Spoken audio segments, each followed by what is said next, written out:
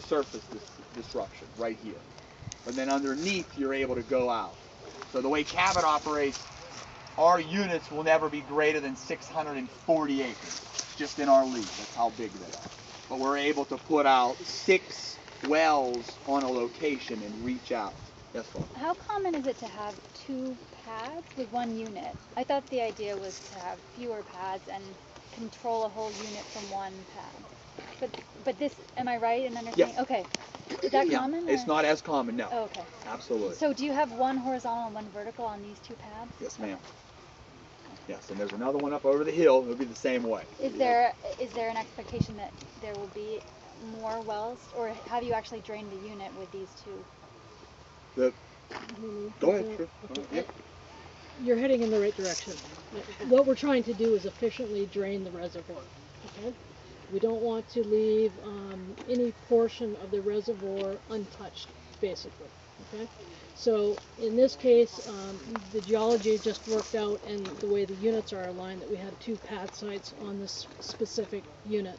And what we're trying to do, what you need to focus on is where those horizontal legs are going, because whatever is not fractured in a tight shale clay, you're not going to produce from. You have to create pathways in that rock in order for the gas to escape.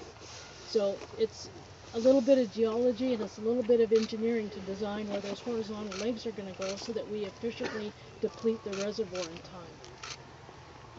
So do you need to do that to deplete this reservoir? I mean, I think it's. I don't think we know at this point. No, we don't know at this point. I mean, it's early on in the play. These wells are estimated. It's a new play, so we don't know the answer for certain. But these wells are estimated to produce anywhere from 25 to 50 years.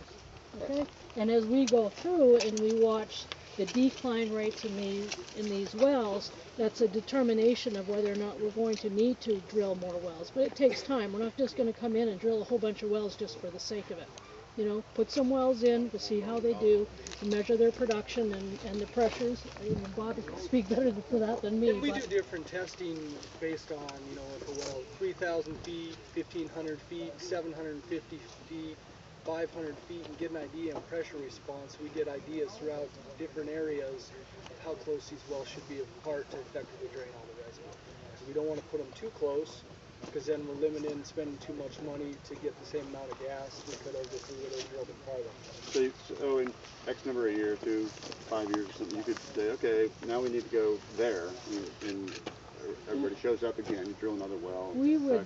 If we decided we need to put more wells in this unit, we're going to come right back to this pad site right here and drill a well right here. We're not going to have to go anywhere else because of our ability to go directionally from one spot. can you explain then why the 2 pads? And again, because of how it worked out from an engineering perspective to get the horizontal legs where we need them to go. But that's unusual, right? Because usually not necessarily. I think the only thing that would be unusual is this would have been what we were doing 2 years ago. Right. So again, you were coming in with the unit, you were doing a horizontal to see what you had, and then you were doing a vertical off of it. It's more common to see one pad site per unit, if that's right.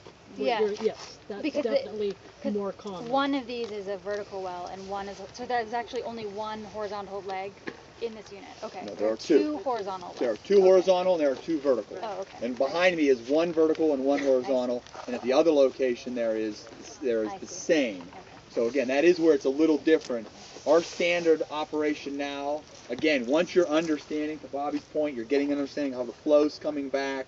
We're normally going out and we're laying out 6 units, or excuse me, 6 wells at a location. But that vertical is so that because you have a slope, so you get the vertical gets what's right underneath. Is that?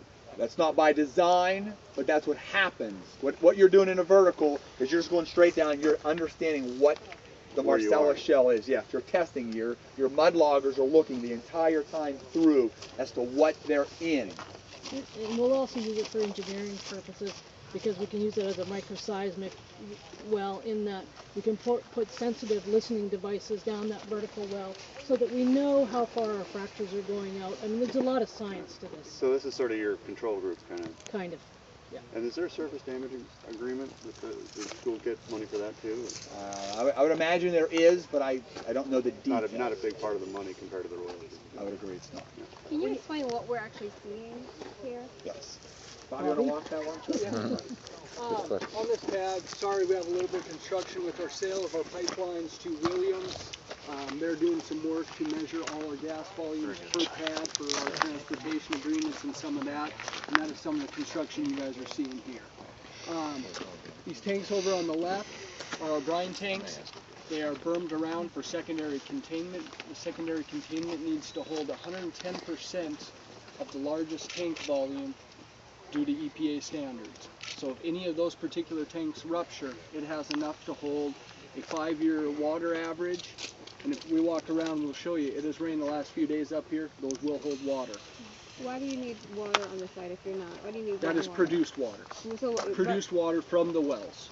Now, is that what left over when they frack? And It is residual water left and it over comes from the up with the completion gas and operation. it's separated? Yes. Okay. and so you're just basically holding it here from It gets the... hauled off and recycled for future completion operations and Okay. fracture stimulation. So it's not impounded anywhere, except there. It's stored here, hauled to our recycle facility, and sent back out on the next job. No pits. Yep. Okay. You know what? And that's a huge. You just hit upon a big issue. That's exactly it. When you think of Cabot and our operations, early on, they're on the drilling side. We don't have any. We're not holding water in any type of impoundments or pits to use to frack a well, to hydraulically complete a well. Likewise, when a well is done, the same thing happens. We refer to it as closed loop. So all the water we use is trucked in. Then all the water that is coming back up the well is also going to container. Immediately, it's trucked off. So again, impoundment pits, reservoir pits, we don't use those here. At one point, we were doing the reserve pits, and we've now figured out that they're not necessary either because you get so much rainfall in Susquehanna County. They're filling up with rainwater. So even the reserve pits we've moved away from. Technology now allows us to recycle 100%. We have a mobile treatment facility about 1.5 miles from here, and what happens is all of our water, and to Bobby's point, this is all produced water. So we're not holding water here, it's actually producing it from underneath. It's coming back up with the gas. The equipment you see behind us will strip out the gas and the water. The water that's left behind goes into those brine tanks. They've got a float in them. They'll tell us they need empty. The truck will come in, empty this water off. It'll go to the same treatment facility. It'll be then recycled. We will use it on subsequent operations. So we're doing that. 100% of our wastewater, whether it's water that we get back as flow back or what we'll call here is brine water, all that water we are then able to recycle, reuse for the next operation. So